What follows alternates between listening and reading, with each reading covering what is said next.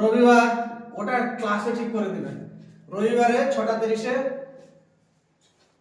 অঙ্ক,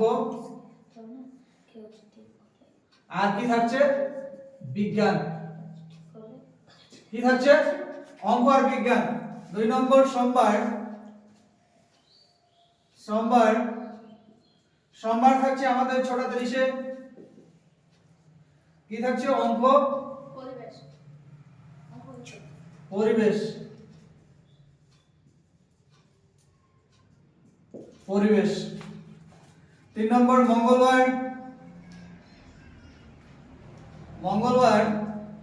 মঙ্গলবার থাকছে আমাদের 6:30-এ ইতিহাস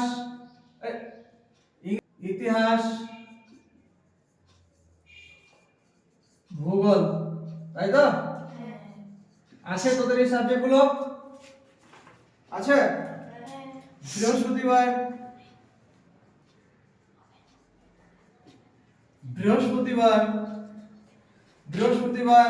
6:30-এ অঙ্ক পরিবেশ।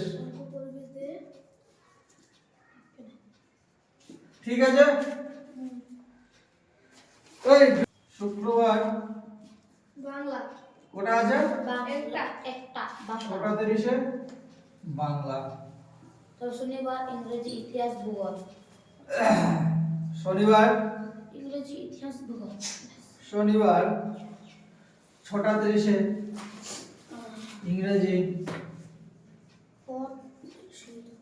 ইতিহাস ভূগোল। দেখ তোদের কি প্রত্যেকটা রুটিনে মিলছে? রবিবার কি আছে 6:30-এ? তাহলে তোমাদের ক্লাস 6 এর কতদিন পড়ানো হচ্ছে? 6 দিন। শুধুমাত্র কেবলমাত্র বুধবার দিনটা অফ। প্রতিদিন আমাদের কখন ঢুকতে হবে? 7টার মধ্যে ঢুকতে হবে। ক্লাসটা যেন 7টায় চালু হয়, বোঝা গেল? দেরি করবে না, কিন্তু 7টার পর আসবি না। এখন ধীরে ধীরে গরম পড়বে, ঠিক আছে? আর কষ্ট হবে না, মানে ঠান্ডার যে কষ্টটা এতদিন আমরা জানুয়ারি মাসটা ভোগ করলাম, বা কষ্ট মনে হলে এই কষ্ট আর মনে হবে না।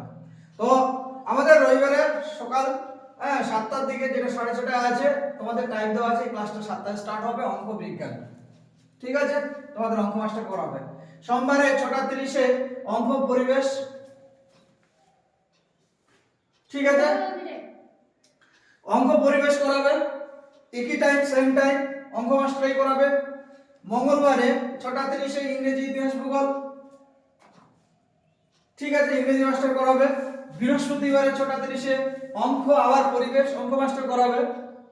শুক্রবারে 6:30-এ বাংলা, আর শনিবারে 6:30-এ ইংরেজি ইতিহাস ভূগোল। তোমাদের ইংরেজি ইতিহাস ভূগোল স্যার করাবে।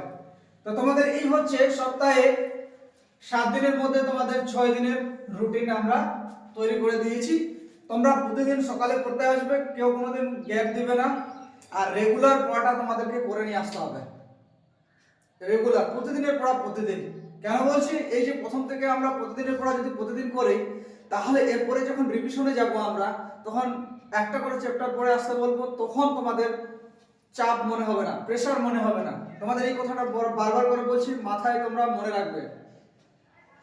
কথাটা মাথায় তোমরা রাখবে যে আমরা এখন যেটা পড়া দেবো, অল্প অল্প করে দেবো, এই পড়াগুলো আমরা ডেলি করব। আর বাড়িতে রুটিন ধরে কমপক্ষে হলো 5 থেকে 6 ঘন্টা তোমাদের পড়তে হবে। একদম কান খুলে শুনে নাও। টার্গেটকে সামনে রেখে আমাদের এখানে পড়াশোনাটা আমরা করি, বোঝা গেল? আমরা টার্গেটকে সামনে রেখে পড়াশোনাটা আমরা করি। সেই টার্গেটটাকে সবাইকে সামনের দিকে লক্ষ্য রেখে আমাদের এগিয়ে যেতে হবে। পড়াশোনাটাকে অবশ্যই ভালো করে করতে হবে, এবং নিজের জীবনকে উন্নতির দিকে নিয়ে যেতে হবে।